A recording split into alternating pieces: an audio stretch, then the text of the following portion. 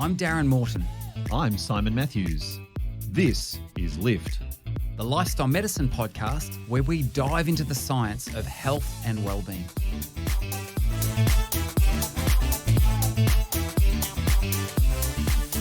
Hello, Darren. Nice to see you again. Hello, Simon. Lovely to see you. So, I've got a question for you. Mm. Have you ever had an experience, maybe doing something? You're a runner, for example, but you're also you in a previous episode we talked about how your wife said you're an ideas man, and I quipped that what she was actually saying was you're not an action man, but in fact you are an action man. I am an action man because yes. You run, you kite surf, you hang glide. I don't know, you probably do some other things as well. I'm sure you do some other things as well. So Here's my question. During one of those activities, I wonder, have you ever had that experience of feeling your energy starting to flag, starting to run out of steam? Yeah. You had that experience? Oh, yeah. I've had that experience. And what about after that? Have you then had a subsequent experience where you kind of push through that and you feel like your energy starts to pick up a little bit again? Yeah, I actually do. I have one very vivid. So, I mean, we talk about hitting the wall or bonking is another name for it.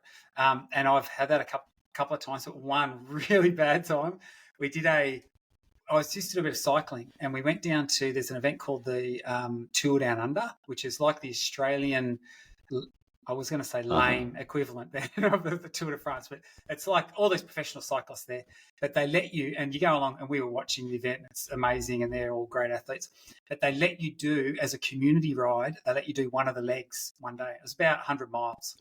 And anyway, so because you're in this massive pack and you've been watching all these elite riders, you're just full of the joy of living and you think that you're one of them too. Anyway, I remember I had a friend with me, and he was a good athlete, and we were on this peloton and we're racing along, and we were making the mistake of sometimes getting at the front of it, which is, having spent you're doing a lot of the work. Anyway, I was feeling so great, and we're going, and then we hit about 100 kilometres, 60 miles, and we had to turn straight into the winter. By this time, the peloton had broken up. We're all in smaller groups. And then all of a sudden, I just sort of thought, I don't feel so great anymore. And I started feeling, whoa. And then I said to my friend, Jared, I said, hey, Jared, you go in front now. And so he hops in front. And then I kept saying to him, just slow down a little bit. Now slow down a little bit more. Slow down a bit more. And in the end, he said, I can't go much slower than this. I'll fall off my bike. And I'm like, wow, we had been going really hard and quick. And then I looked at my speedo, and we were hardly traveling. And I was just locked onto watching his back cluster of his wheel. And there was a rest station at 140 kilometers. And I remember I literally just fell off the bike, and I lay there, and I was spacey. I almost felt like I had tunnel vision. And I just went, dude, I'm done. I actually cannot go on. And so anyway, he ended up I said, you just go. I'm just going to lie here. I had a gel, one of those energy gels. And about 5 minutes later, I started to feel a bit perky. And then I got back on the bike, and I rode the last 20 kilometres just as quick as we'd done the first 20 kilometres. It was the bizarrest thing. Wow. I literally felt like I'd come back from the dead. Yeah. So, well, it's not really bizarre. I mean, there's some good science there, isn't there? I mean, it sounds like you were hypoglycemic, and you topped up a little bit and kept going. So that's a great example, Darren. I'm interested in one other part of this. So you said you kind of perked up and you did the last 20 kilometres as fast as the first. What do you remember about your mental state? Yeah, I remember just feeling completely defeated. And it was a bit embarrassing because I thought, I know that, we've done 140 kilometres, I've only got 20 to go. And to actually physically lie there on the side of the road and go, I just can't, there's nothing I can do about this. I literally, I can't do anything about it. It's all over. It was. And what do you remember about your mental state 5 minutes later after you had the gel? When I got going again, I felt on fire. I felt like king of the road. And it was quite, obviously the fact that particular event I've done lots of events before. That one stands out in my memory, and I have vivid memories of that just feeling that last 20 kilometers going strong, coming back from that, just felt on top of the world. Yeah. So, in comparison to you, Action Man, I'm a little bit of Action Man, and a couple of weekends ago here in Madrid, I ran the Madrid half marathon, my first ever half marathon. Yeah, wow. And similarly, I ran the first 11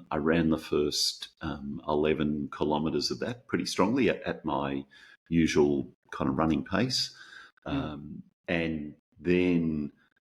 I don't remember exactly, but somewhere in the next couple of kilometres, I really noticeably started to slow down. Even as you were describing that feeling of spaciness, I remember feeling a little bit of that too. And I had some gels in my belt, so I grabbed some water from a water station, had a gel, and then really noticeably started to pick up again afterwards. And of course, we're talking about that phenomenon that pretty much all of us know, I think, the phenomenon of getting a second wind, which obviously has a nautical history to it. Imagine a ship being becalmed in water, and then the wind picks up again, and the ship gets moving. But second winds are fascinating in life, and they happen both physically, but they also happen mentally as well, as we've just heard. So the phrase you used was amazing. Having gone from that point of feeling like you were wobbly, you were woozy, you were getting tunnel vision, you collapsed, you felt embarrassed, and so on. Then you felt like you were king of the road. Just this stunning kind of mental shift from that second wind phenomenon. So I wanted to talk today about second winds, and particularly second winds in relation to when we're endeavouring to do something hard, like make a behavioural change, make a health behaviour change. So we know that a second wind phenomenon has several parts to it. First of all, there's that energy system shift. So let's use the example of doing a physical activity. Your body's burning glycogen as fuel in order to accomplish that activity. If you're working hard enough, you're getting a lactate and a carbon dioxide build up. And all of those things together tend to cause fatigue. There's some hormonal things go on as well with adrenaline and noradrenaline.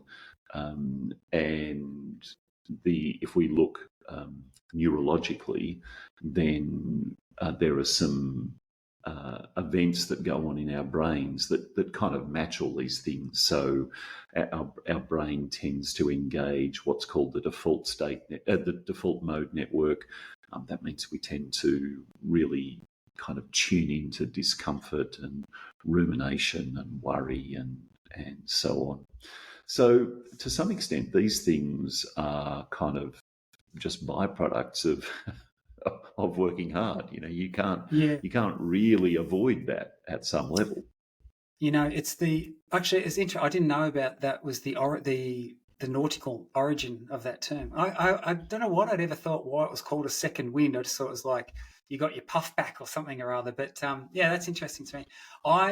What I think there is some misunderstanding around this is that the idea of from an energetic point of view, why? So, for example, someone like me, of my kind of build, I've probably got about 2,000 calories of stored carbohydrate or glycogen in my system, but I've probably got about, and I'm relatively lean, not as lean as I used to be, but comparatively speaking, I've probably got about 100,000 calories of stored fat, energy in the form of stored fat. And I've had many people say, how did I run out of energy? Like when doing something like a long, when I've got oodles of energy, like just look at this, here it is. And the truth, that is the truth. But when we start to exercise at higher intensities, we burn more of our carbohydrate, more of our glycogen, and we only have enough of that to keep us going for about 2 hours or so, typically, if you're going quite firm. You still have huge supplies of the fat, so you can oxidize the fat, but in order to burn fat, you actually need carbohydrate. So the little saying they use is fat burns in a carbohydrate flame. And so when you run out of the carbohydrate sources, that's when, even though you have lots of energy in the form of stored fat, you just can't liberate it and harness. Yeah.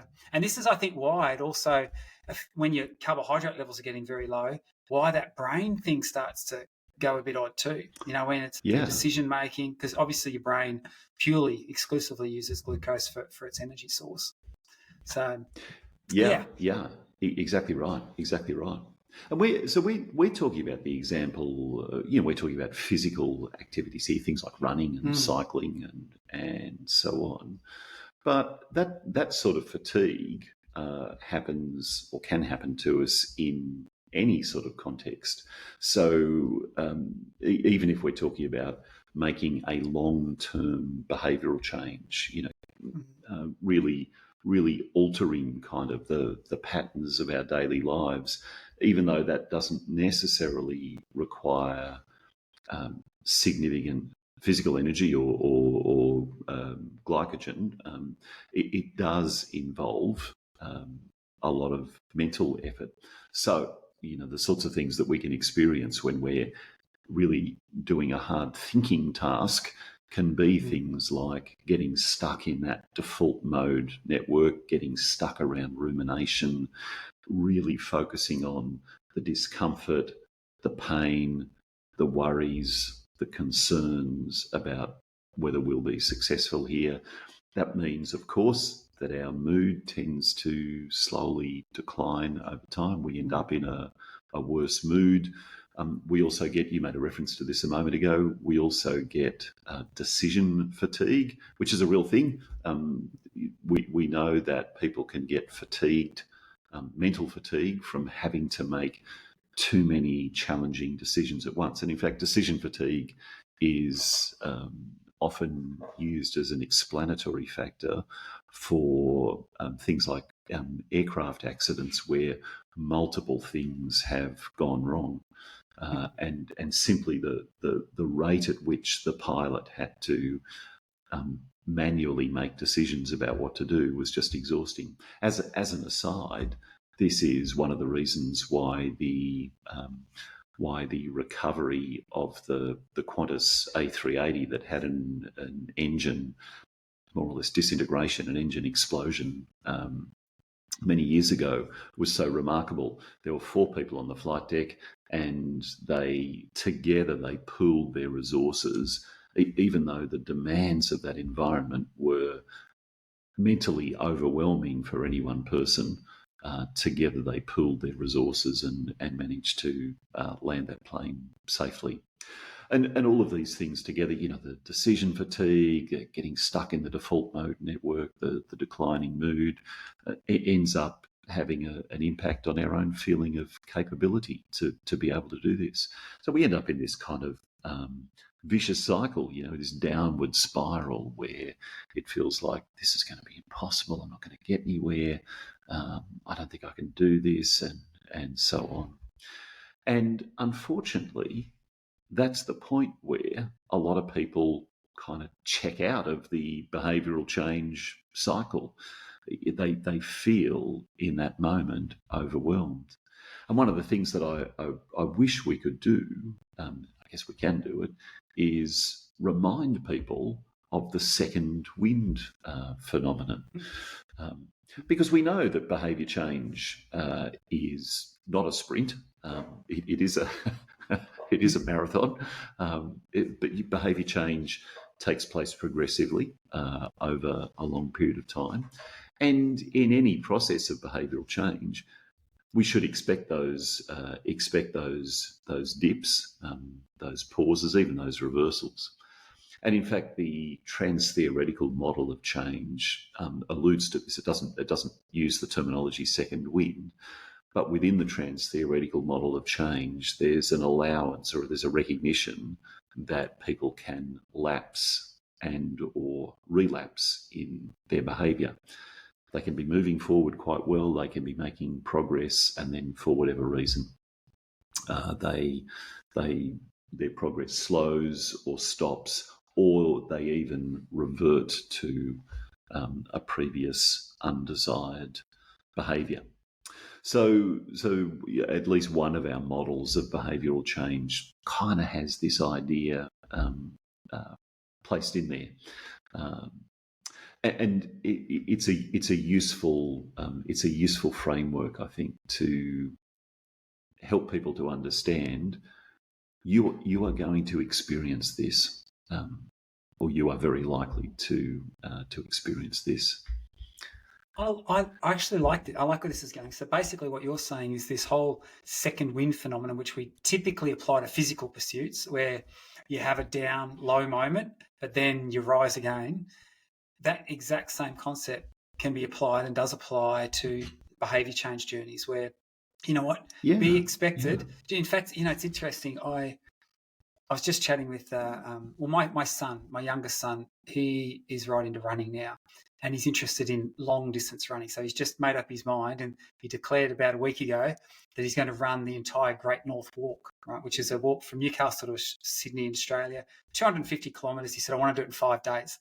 So here I am spruiking this. So he's going to be accountable. So he's probably going to say, Dad, why did you tell everyone this? They're going to be asking me how it went. But nonetheless, what he said... So that's legit. I just want to note this for a moment. He wants to do that in 5 days. That's literally... 6 marathons in 5 days. That's correct. Yes. So that's the goal. That is literally 6 marathons. That's right. And wow. So he actually met with, I've got a couple of friends who do ultra marathons. And so he's met with them already and just trying to pick their brains. And one of the things that I heard them say, which is really pertinent to this discussion. LIFT is supported by the LIFT Project, an educational adventure where you learn science-based ways to lift your mood and your life.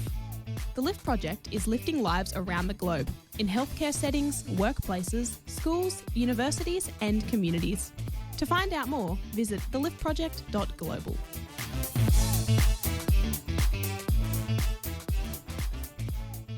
They said, you're going to have low moments. Expect you're going to have low moments, but you'll come back. You know what? You do the right thing. You rest well. You make sure your nutrition's good, and you'll have high moments too. And I think that having that understanding and that awareness preemptively is probably a very, very constructive thing, I would imagine. Yeah, absolutely. As is knowing the things that will help you stay the course. So you just mentioned that your friends had said to him, as long as your nutrition's right, as long as your rest is right, and so on. The metaphor that comes to mind for me is crossing a lake in a small boat during a storm. And it's pretty easy to get the visual of this. If the wind is blowing and the waves are kind of big, then that little boat is inclined to get tossed all over the place. But if you know where your aiming point is, and you know how to use the motor and the rudder, or the sails and the rudder in that boat, in order to keep that aiming point in sight, then there is a sense in which you can continue to move forwards despite the chaos that's going around you. And this is a really important part, I think, of the second wind phenomenon. And the physical elements, of course, if we look just at the idea of behavioural change, we don't. if I decide that I don't know what would be a good behaviour. If I decide I'm going to get 8 hours sleep every night this week and be in bed by 10 p.m., I'm not going to hit my lactate threshold doing that.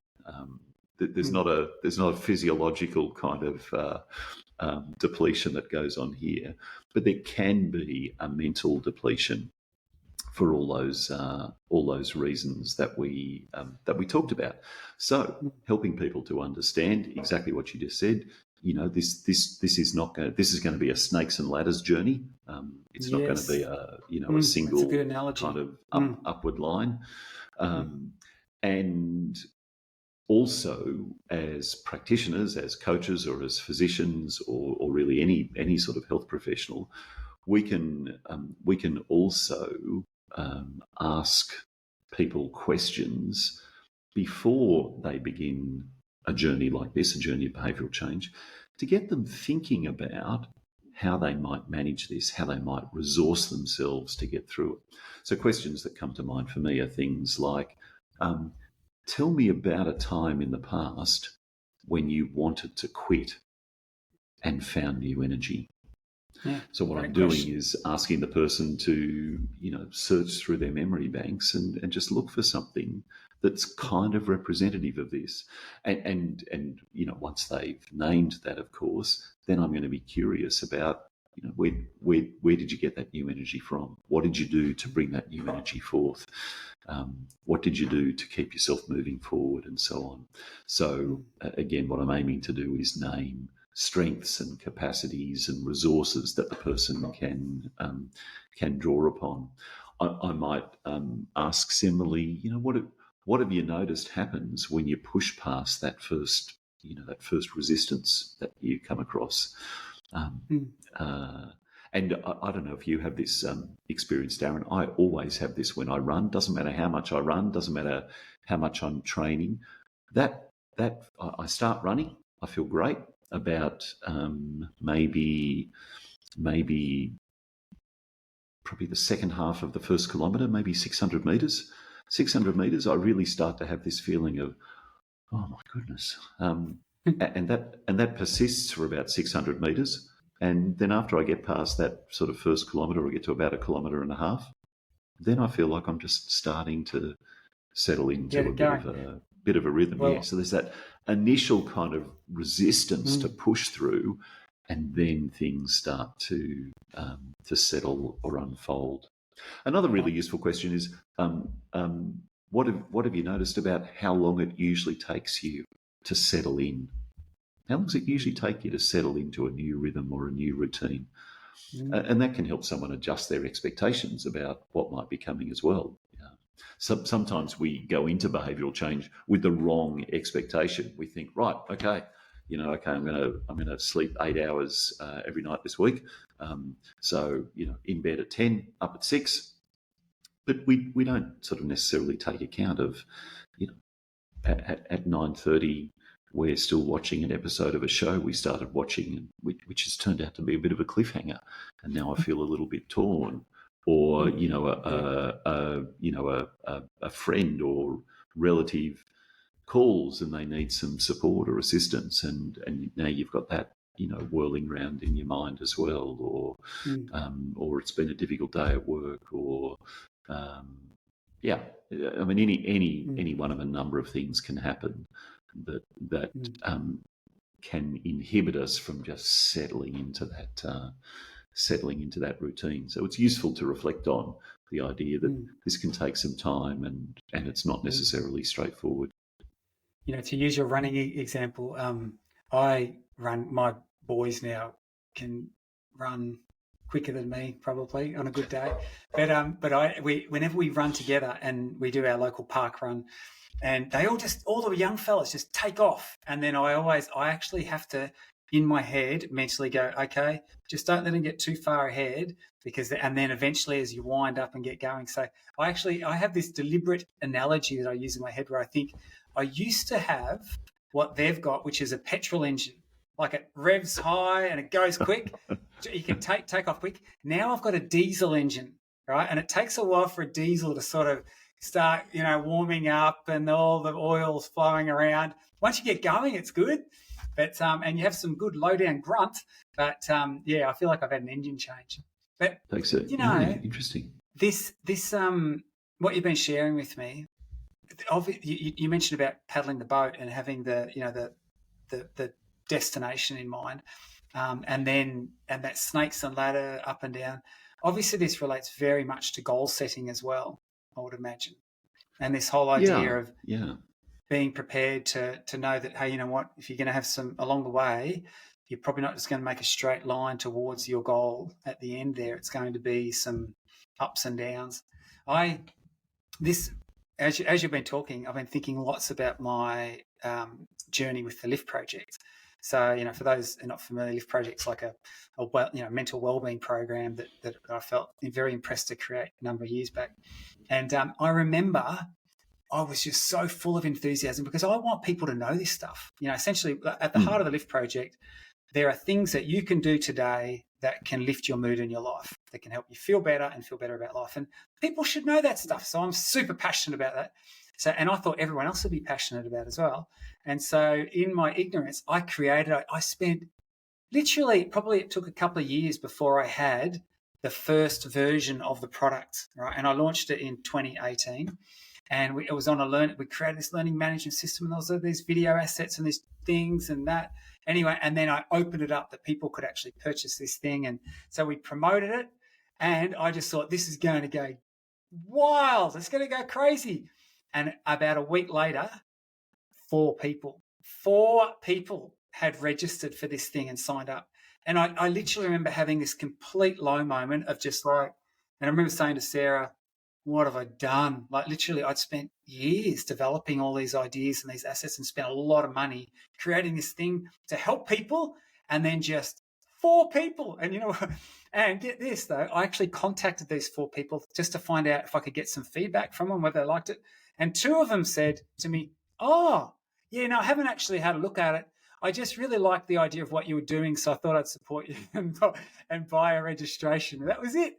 So I'm like, oh, what? And so, and I feel like when I think about the journey of the Lift Project, I've had some head in hand moments where you feel like it's just done. It's like, what am I doing here? You know what? And I would say I'm not on my second wind. I'd have to be on my 30th wind by now, literally. But what's been interesting is the encouragement of other people, that the difference that can make to get you flapping again. The other thing is that I'm so much more resilient now. When we have hiccups, or, you know, because the stories today, we've got over 50,000 people now that have participated in Lift, and I've got thousands of testimonials of people who say, I have done this and this significantly helped me and my family and whatever. And so, but I actually find myself now, when I have a major setback in that space, it's almost in my head, even if I feel really low for a moment, there's something in my head that's saying, give it 24 hours, you're going to be riding high again. You know, you're going to be super passionate about this again. You know, that's paddling towards the light, you know, and it might be up and down, and sometimes, I've spun around by that wave. Yeah. But you become more resilient. You definitely do. This is a great place to arrive at, because it all of this reminds us, first of all, that second winds are real, no doubt about it. And we don't even have to be talking about physical challenges here. Second winds are real, and when we mentally, when we kind of enter that state, our brain shifts from primarily using the default mode network, which means that we tend to notice the discomforts, ruminate, worry, and so on, to a task positive network. So that's where we tend to focus more on an achievement. We focus on the outcome. We might even experience that state of flow that you and I have talked about in the past. Our moods tend to lift a little as a result of that. The decision fatigue that we were experiencing tends to lighten, and we kind of recapture some of our capacity to make decisions, and we feel more capable. So there is definitely the possibility of an upswing there, and it's useful, I think, to reflect on how we can harness and boost it. So one of those that we've just been talking about is having the right perspective of what this is going to look like, to recognise that those dips are going to be there, recognise that those lows are going to be there, not go into the journey anticipating that it's all going to be metaphorically smooth sailing. Early pacing, metaphorical pacing, I think is useful here too. So don't burn too bright too early.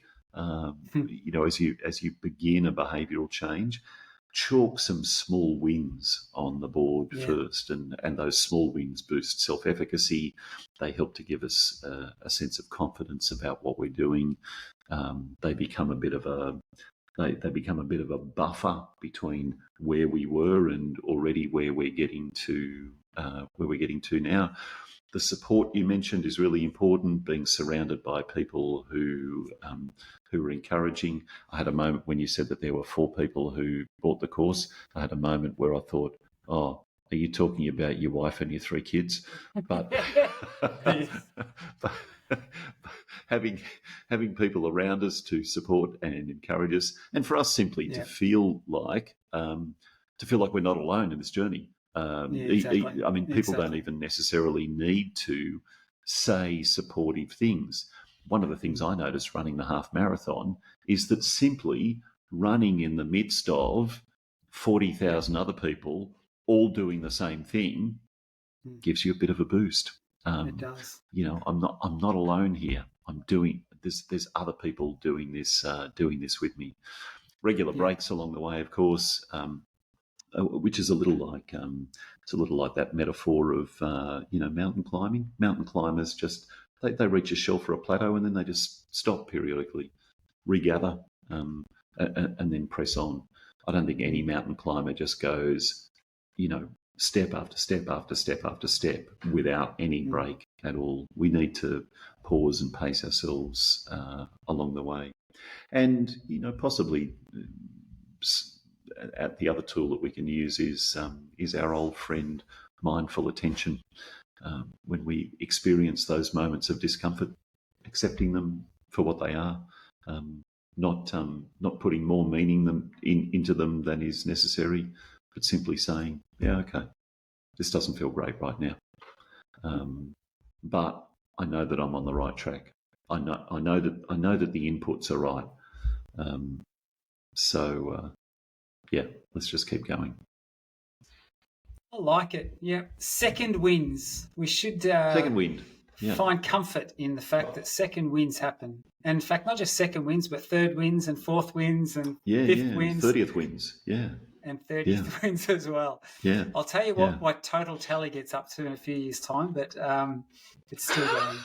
But Simon, may you have in your next half, are you doing a full marathon?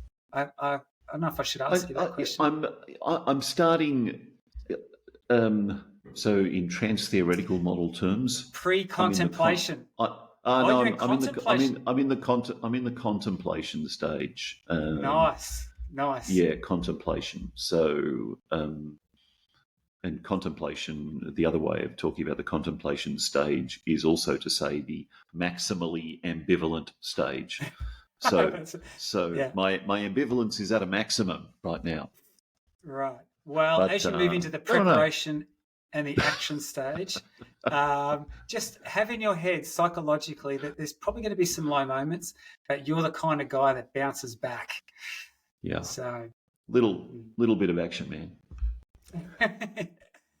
Good on you, brother. Lift is presented by Simon Matthews and Darren Morton. It's sponsored by the Lift Project and supported by Avondale University. Music provided by Pixabay. If you have a question or a topic you would like to hear more about, send us an email to podcast@theliftproject.global. The Lift Project. Lift your mood, lift your life.